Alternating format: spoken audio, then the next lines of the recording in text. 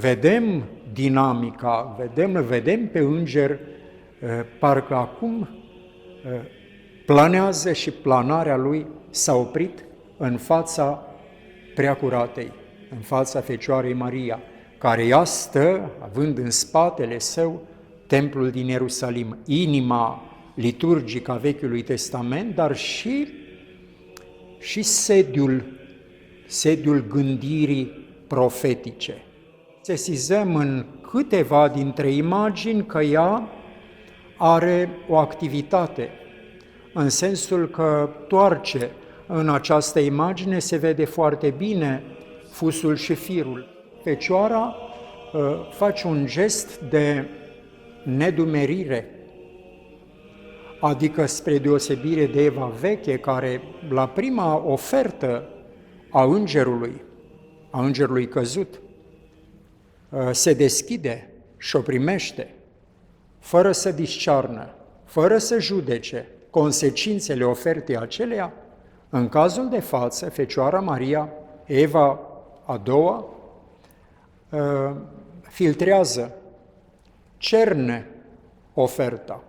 Câți preoți nu le-o fi deschis și închis în fața comunității? Câți credincioși n-au venit în fața lor?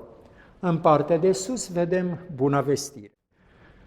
Așadar vom încerca să ne familiarizăm cu una dintre cele mai vechi, dintre cele mai luminoase și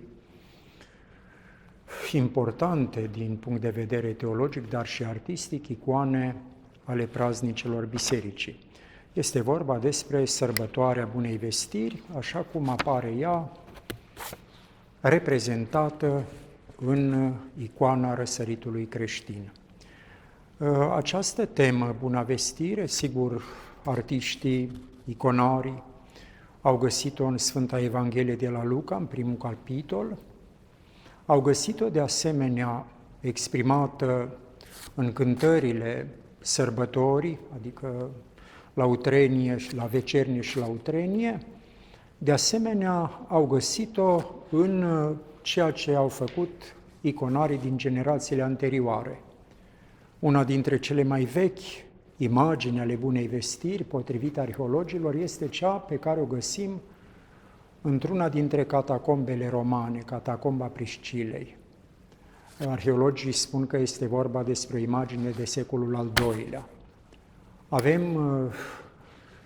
prezențele personale ale evenimentului pe care creștinătatea îl prăznuiește la 25 martie, adică Fecioara Maria și Arhanghelul Gavril.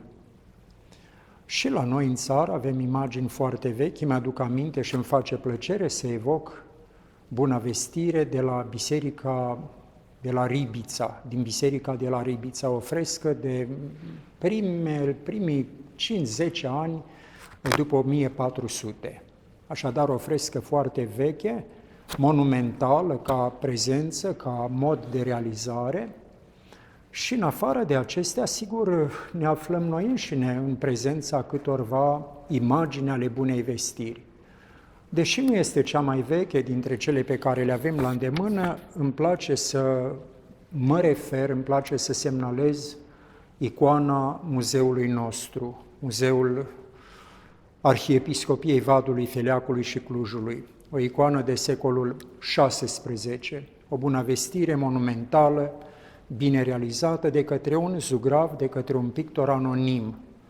Ea a fost, până la vremea când a ajuns la muzeu, a fost așezată în biserica unei comunități modeste, ciuleni, undeva în zona Clujului, în fine, mai mult spre Huedin.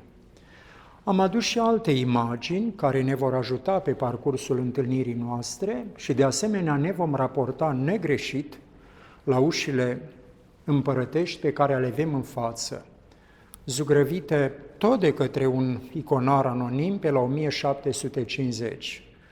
Pe aceste uși au intrat preoți, generații întregi, în Sfântul Altar, simbolul sau icoana împărăției veșnice, de unde a venit Arhanghelul Gavril, mesagerul ceresc, pentru a transmite mesajul decisiv, determinant pentru istoria întregii umanități, adică faptul că a sosit plinirea vremii. Ne va ajuta foarte bine să înțelegem modul în care iconarii din vechime, dar și cei de astăzi, care sunt serioși în arta lor, conștienți de mesajul pe care trebuie să-l transmită, ne va ajuta, zic foarte bine, troparul sărbătorii, care spune: astăzi este începutul mântuirii noastre și arătarea tainei celei din veac.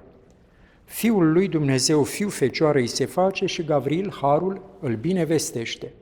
Pentru aceasta și noi împreună cu dânsul, născătoarei de Dumnezeu, să-i strigăm: bucură-te, cea plină de har, Domnul este cu tine.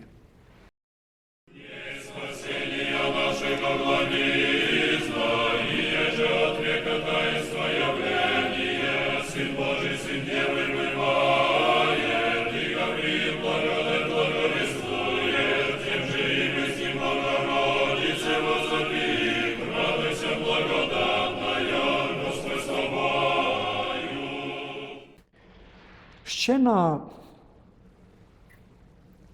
Bunei Vestiri este reprezentată în fața zidurilor Ierusalimului, în general. Vedem la aceste imagini, imagine de secolul XIV și aceea de asemenea de la școala de la Ohrid, de secolul XV, școala lui Rublev. Aceasta este mai veche, de secolul XII, școala de iconarilor de la Novgorod. Dar și cea de la Ciuleni se vede foarte bine alcătuirea arhitectonică. Templul Vechiului Testament, care, așa cum știm, reprezenta inima Vechiului Testament. Și în fața lui stă Fecioara, pentru că ea este adevăratul templu pe care templul material l-a prevestit. Aceasta este primul gând asupra căruia se cuvine să stăruim. Unde are loc Buna Vestire în icoana bisericii, adică în imediata vecinătate a templului din Ierusalim. Arhanghelul Mihail este reprezentat în general în mișcare. El este mesager, aduce o veste, vestea cea mai importantă pentru destinul lumii, adică faptul că Fiul veșnic al lui Dumnezeu, Logosul Creator preexistent, se întrupează pentru mântuirea lumii. El ține în mână, în general, în mâna stângă, ține un toiag, o tijă, care simbolizează tocmai acest fapt. Este un mesager, este un purtător de cuvânt, are și autoritate, pentru că cel ce l-a trimis, cel ce l-a investit cu această calitate de a fi mesager, i-a conferit autoritatea mesajului pe care îl poartă. Fecioara în general, este așezată.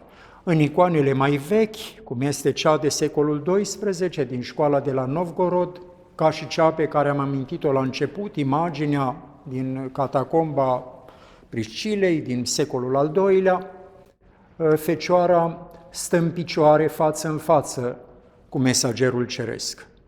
Ziceam că, în general, Fecioara șade pe un tron și sesizăm în câteva dintre imagini că ea are o activitate, în sensul că toarce. În această imagine se vede foarte bine fusul și firul, dar și aici.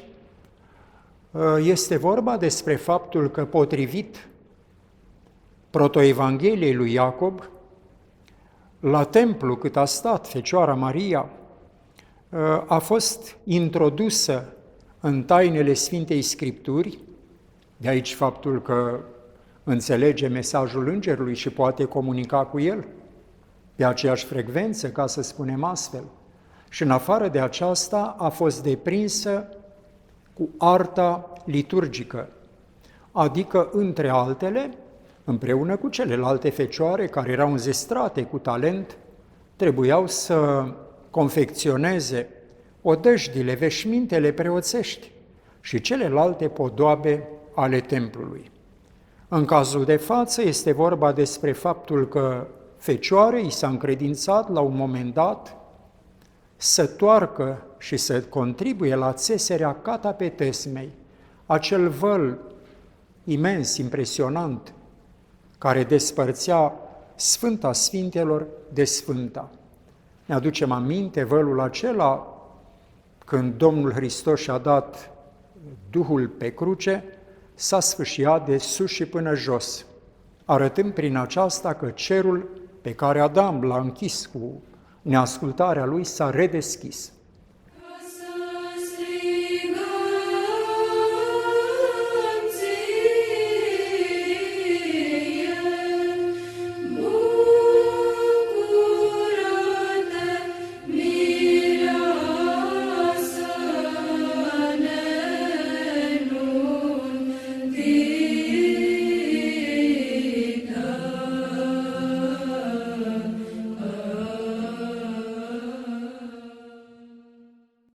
Așadar, o vedem pe Fecioara, iată, luăm cazul icoanei noastre, icoanei muzeului, o icoană de secolul XVI. Mai am una aici, tot de secolul XVI, sigur, este vorba în cazul de față de un iconar mai instruit și icoana este mai bogată, mai complexă. Însă, oricum, vedem Fecioara face un gest de nedumerire, adică spre deosebire de Eva veche, care la prima ofertă a îngerului căzut, se deschide și o primește, fără să discearnă, fără să judece consecințele ofertei aceleia. În cazul de față, Fecioara Maria, Eva a doua, filtrează, cerne oferta, adică judecă dacă mesajul pe care, dacă cuvântul, vestea pe care o aude, este în concordanță cu Sfânta Scriptură, cu profețiile Vechiului Testament pe care dânsa le cunoștea foarte bine din perioada cât a fost la templul din Ierusalim, ani de zile. Acolo s-a format, acolo a fost informată din punct de vedere spiritual. Este important să reținem faptul că în tradiția iconografică a răsăritului creștin, imaginea Bunei Vestiri, sigur, o aflăm și în cuprinsul bisericii, dar în mod deosebit, chiar și la bisericile care nu sunt pictate sau la simplele paraclise, uneori improvizate, să ne gândim la zecile și sutele și miile de paraclise, de capeluțe pe care intelectuali, în general ruși, după teroarea bolșevică, s-au refugiat în Occident și le-au improvizat acele mici paraclise, capele, prin ganguri, prin garaje, cine știe pe unde. Nu erau pictate, însă aveau iconostas, iar pe iconostasul avea ușile lui, ușile împărătești, cum le numim, și pe ele zugrăveau cum puteau. Cumpărau poate o icoană, ceva tot făceau ca să fie icoana Bunei Vestiri. O vedem pe ușile împărătești, frumoase, un zugrav anonim pe la 1750 le-a făcut pentru o biserică modestă, transilvaneană.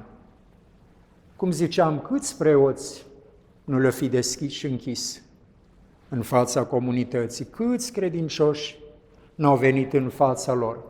În partea de sus vedem Buna Vestire, în partea de jos evangeliștii, Matei, Marcu, Luca și Ioan.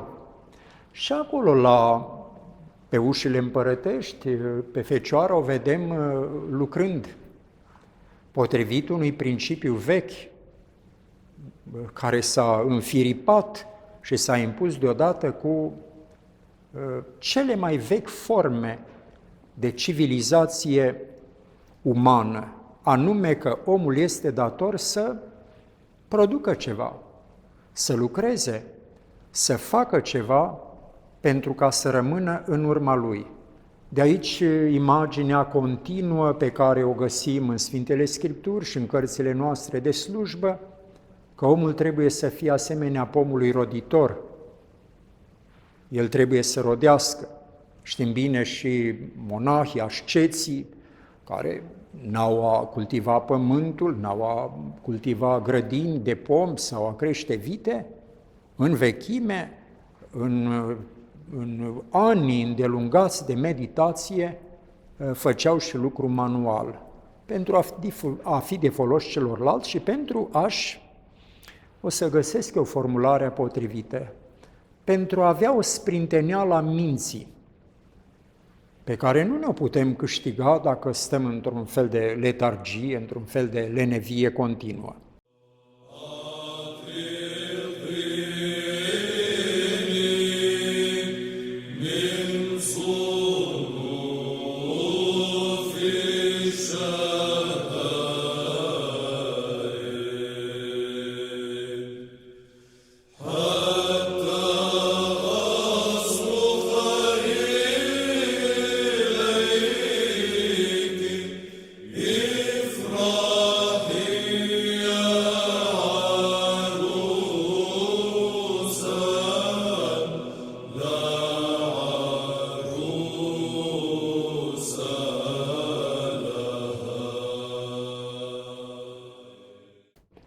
Iată așadar câteva lucruri pe care am socotit potrivit să le reamintesc celor care vor privi aceste imagini. Reținem faptul că icoana Bunei Vestiri este luminoasă, este frumoasă, prin coloritul ei, prin dinamica ei, nu mișcarea îngerului. Uitați la această icoană de secolul XV, școala lui Rublev, sau cea de secolul XIV, școala sârbească. Vedem dinamica, vedem pe înger, parcă acum planează și planarea lui s-a oprit în fața Preacuratei, în fața Fecioarei Maria, care ea stă, având în spatele său templul din Ierusalim, inima liturgică a Vechiului Testament, dar și sediul gândirii profetice. Pentru că acolo, la templul din Ierusalim, când veneau mulțimile de pelerini de cel puțin 3 ori pe an, între altele erau informate, spiritual vorbind, despre faptul că Părintele Ceresc urmează să-L trimite pe Fiul Său în lume pentru a izbăvi pe poporul Său, pentru a crea un popor nou, pentru a-L înnoi, spiritual vorbind, pentru a-L face rodnic, cum ziceam. Bineînțeles, vom reține, și acesta este un lucru comun deja, faptul că icoana Bunei Vestiri apare pe ușile iconostasului. Ținem seama de faptul că altarul este imaginea sau icoana cerului. Și atunci când ni se deschid la Sfânta Liturghie, noi vedem cerul deschis. Iar comunitatea creștină, cum o fi fost cea care a stat în fața ușilor pictate pe la 1750, dar și comunitatea creștină de la Ciuleni, un sătuc modest de undeva din zona Huedinului, care, iată, a stat în fața unei icoane de secolul XVI, de foarte bună calitate. Ei aveau această conștiință că la Buna Vestire se deschid cerurile. Și aceasta pentru că vine primăvara, toată natura reînvie, în vechime ținem seama de faptul că anul nou începea în martie, cu luna martie, și că tot acum are loc, nu? Echinocțiul de primăvară, Când ziua este egală cu noaptea, în sensul că ziua începe să crească puțin în raport cu noaptea. Oricum, mai multă lumină, mai multă bucurie, mai multă speranță. Așa cred că putem alcătui o mică meditație, o mică reflexie de câteva minute pentru a ne familiariza cu imaginea iconică a evenimentului pe care creștinătatea îl prăznuiește la 25 martie.